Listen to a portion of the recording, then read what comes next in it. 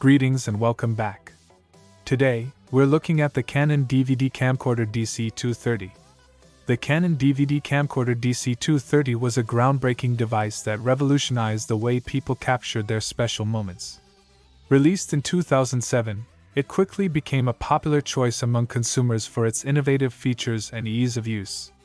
One of the key factors that set the Canon DVD Camcorder DC230 apart from its competitors was its ability to record directly onto DVDs, eliminating the need for tapes or additional storage devices. This feature made it incredibly convenient for users to capture videos and easily share them with friends and family.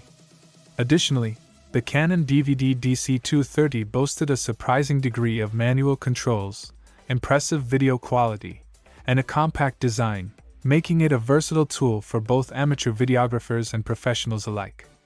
Its user-friendly interface and intuitive controls also contributed to its popularity among consumers looking for a hassle-free filming experience. However, it was known to produce poor picture quality in low-light filming. Overall, the Canon DVD Camcorder DC230 marked a significant milestone in the evolution of camcorder technology, offering users an efficient and reliable way to document their most cherished memories.